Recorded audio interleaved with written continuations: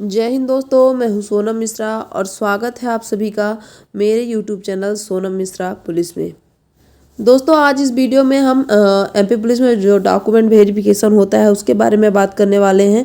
और document verification में सबसे ज़्यादा इशू अगर आ रहा है तो वो आ रहा है रोजगार पंजीयन में। और इसको लेकर के काफ़ी सारे स्टूडेंट बहुत चिंतित हैं कि क्या होगा उनके साथ। उनका पुराना जो रोजगार पंजीयन है वो है तो क्या उनको बाहर कर दिया जाएगा या फिर नया पंजीयन चल जाएगा, क्या कैसा है। बहुत सारे डाउट है स्टूडेंटों के। काफ़ी सारे लोगों ने मुझे कमेंट करके पूछा है कि मैम डाउट क्लियर करिए, तो आज उनका सारा डाउट इस वीडियो में मैं क्लियर करने वाली हूँ। तो वीडियो को लास्ट तक जरूर देखिएगा और इस पे हम आपको बताएंगे कि पहले इससे रिलेटेड क्या इशू हुए थे, जो पिछली भर्ती थी उसमें क्या इशू हुए थे और उनका क्या डिसीजन हुआ है, और अभी जिनके साथ ये इशू हो रहा है तो उनका क्या डिसीजन हो रहा है और उनको कौन कौन सा अपना सर्टिफिकेट लेकर के आना है, पुराना या फिर नया। तो देखिए, एक ये कमेंट आया था कि मेरा रोजगार पंजीयन फॉर्म भरने के टाइम पे वैलिड नहीं था, 2024 वाला ही चल जाएगा या बाहर कर देंगे, प्लीज़ बताइए। तो ऐसे जिनके भी डाउट है सबके डाउट आज इस वीडियो में हम क्लियर करेंगे।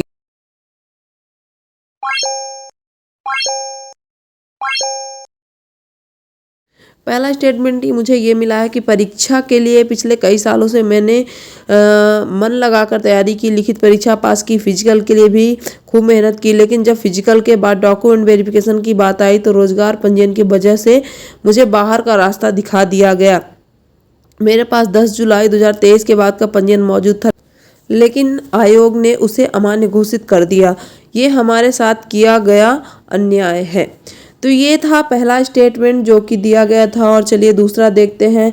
मेरे पास पहले का रोजगार पंजीयन मौजूद था, साल 2022 में उसकी अवधि खत्म हो गई क्योंकि फॉर्म भरे जाने के वक्त उसमें कोई तारीख मौजूद नहीं थी, तो मुझे लगा कि बाद का पंजीयन चल जाएगा।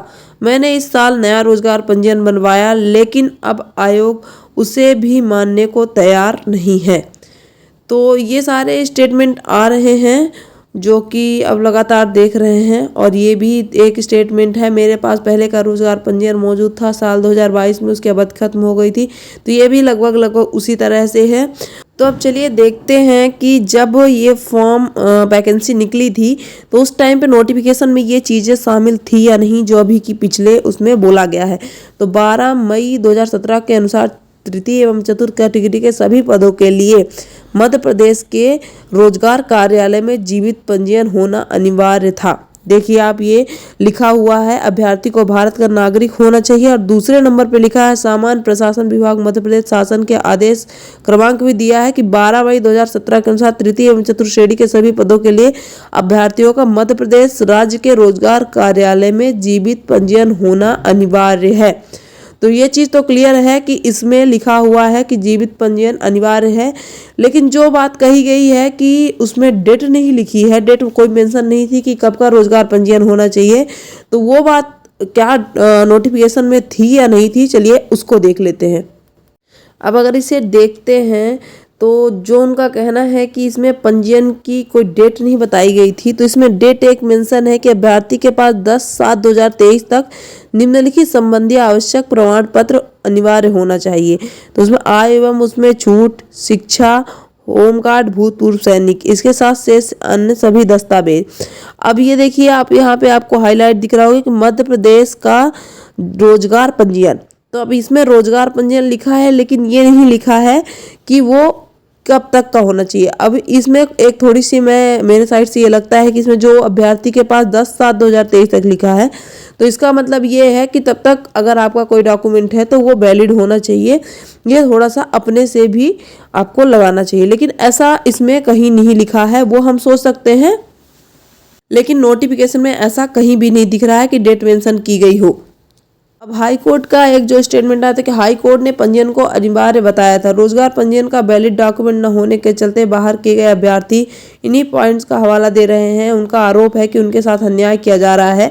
भर्ती परीक्षा में शामिल अभ्यर्थी ऐसा ब्लेम कर रहे हैं। तो दरअसल हाई कोर्ट स्पष्ट कर चुका है कि किसी भी भर्ती प्रक्रिया में रोजगार कार्यालय का जीवित पंजीयन होना अनिवार्य नहीं है। नवंबर 2023 में जस्टिस GS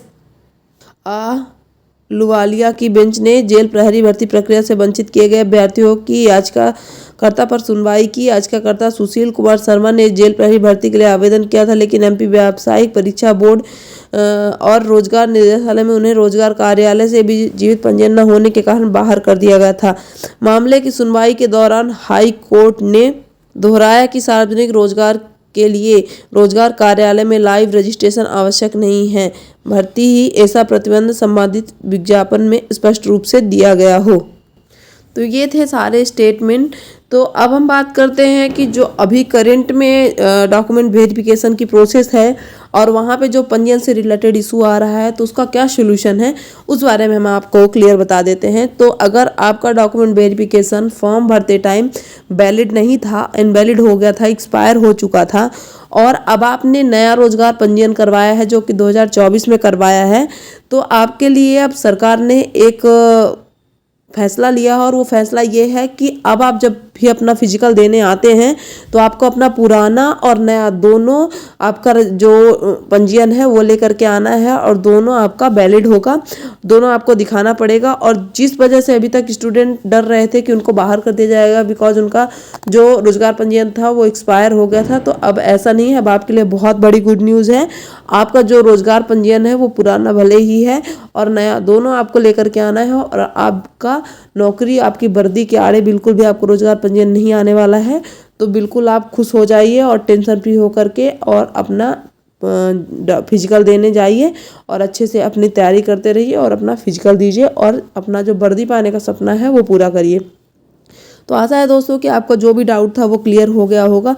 फिर भी अगर आपका कोई डाउट है किसी भी टॉपिक से रिलेटेड, पुलिस से रिलेटेड या फिर एनी टाइप का आपका क्वेश्चन है, जो भी आपको हेल्प चाहिए मेरे से, आप कमेंट बॉक्स में जा करके बिल्कुल बता सकते हैं और मैं पूरी कोशिश करूँगी कि आपके जो भी प्रॉब्लम है उसको सॉल्व करने की पूरी कोशिश करूँगी मैं। तो दोस्तों इस वीडियो में बस इतना ही, मिलते हैं अगले वीडियो में। तब तक के लिए जय हिंद, जय भारत। हंसते रहिए, मुस्कुराते रहिए और अच्छे से अपनी तैयारी में लगे रहिए। जिन भी लोगों के फिजिकल हो गए हैं तो अपने वो मार्क्स और अपना जो भी एक्सपीरियंस है वो कमेंट बॉक्स में शेयर कर सकते हैं। इसके साथ साथ जैसे ही दोस्तों आपका सिलेक्शन हो तो हम बहुत मेहनत करते हैं आपके लिए और आपके लिए टाइम निकाल करके आपके लिए वीडियोस बनाते हैं और कोशिश करते हैं कि आपको हर जानकारी दे सके। तो मुझे बहुत खुशी होगी जब भी आपको फाइनल सिलेक्शन हो तो आप कमेंट बॉक्स में ज़रूर बताएं। इससे दो चीज़ होगी, एक तो मुझे खुशी होगी और दूसरा जो भी स्टूडेंट आगे तैयारी कर रहे हैं पुलिस की, उनके लिए भी आप का एक कमेंट बहुत मोटिवेशन वाला हो सकता है। वो काफ़ी ज़्यादा उससे मोटिवेट होंगे और वो भी अपनी वर्दी पाने का सपना, अपनी तैयारी अच्छे से कर सकेंगे। तो आप लोगों से यही उम्मीद है कि जब आपका सिलेक्शन हो जाएगा तो जितने भी लोग मेरे यूट्यूब फैमिली में हैं वो सारे लोग कमेंट करके ज़रूर बताएंगे।